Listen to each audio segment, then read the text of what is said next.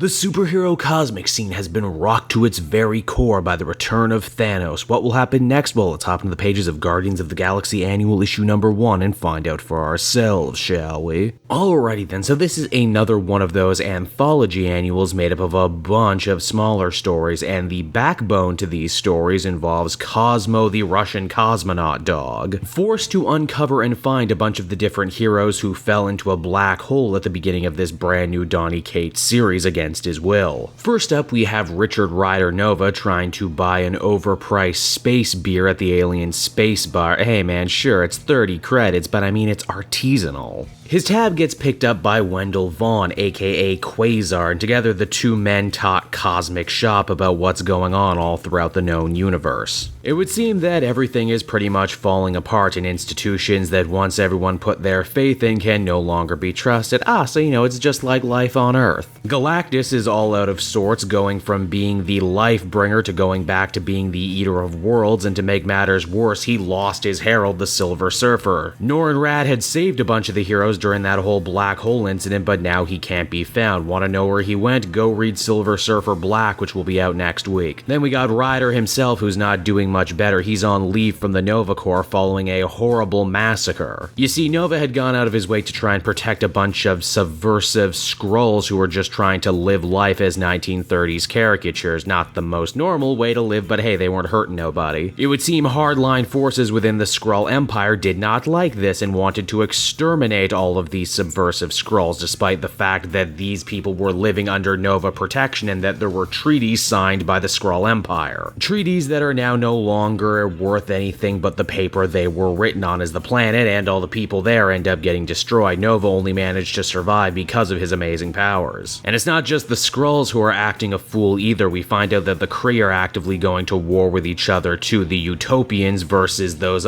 other Kree that we saw during the Death of Inhuman storyline. Even the Shi'ar Empire might not be able to call themselves an empire much longer if things keep going the way they are. Oh no, did the Shi'ar go through Shi'ar Brexit, Shexit? Quasar's got his own problems too, mainly looking for his mentee and possible replacement, Avril Kincaid. You'll remember her as the S.H.I.E.L.D. agent created by Nick Spencer to fill the void of Quasar. We find out here she disappeared not long after the Chitauri crisis, and Wendell thinks he might be able to find her with Nova's help. Rich doesn't seem to care too much. In fact, he actively blames Quasar for everything that's going on in the universe right now. Hey man, you pal around with Galactus and all these super gods and everything. Did you ever once stop to care about what the boots on the ground are doing, man? Can you believe beer is 30 credits now, man? I'm out of here. Now from there we get a nice little one-shot Adam Warlock story from Teenie Howard, a writer who's really becoming one of my favorite up-and-comers at Marvel between this and her Thanos book. We as the reader hook up with Adam Warlock not long after the events of Infinity Wars. He finds himself on a backwards alien planet where they think he's a god because he came from space. Warlock doesn't want to break their hearts, but at the same time he wants to get to the bottom of this, figuring that no creature should pass themselves off as a god to a group of people who can't defend themselves. And indeed, wouldn't you know it, these people have been getting care packages from the stars literally since the beginning of their civilization. Warlock tracks it back to a powerful space entity who's basically been playing the long con for generations, trying to get all of these people to worship him, reproduce so he can have an army of unstoppable zealots to wash across the universe. Dealing with this actually leaves Adam Warlock with a bit of a catch-22 right here. Does he kill the only god these people have ever known, even though he knows he's evil, or does he kill their god and allow them to choose their fate? This story is actually probably my favorite of the 3-pack because it's just good old-fashioned science fiction, and it ties into the whole chariot of the gods theory that pretty much has informed everything cosmic in the Marvel universe from the very, very beginning.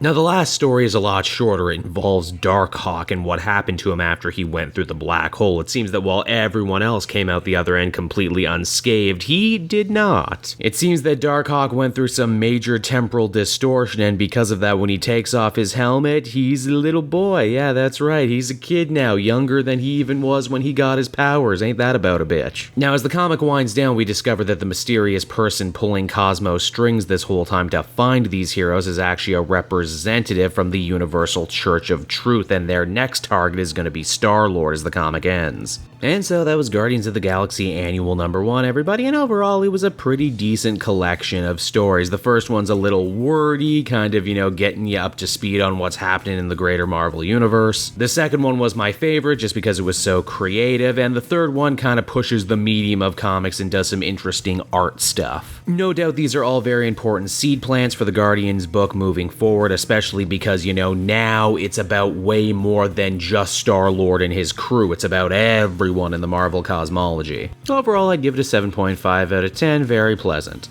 Oh hey there, didn't see you come in. Cape Joel again, thanking you so much for watching to the end of the video, I really appreciate it.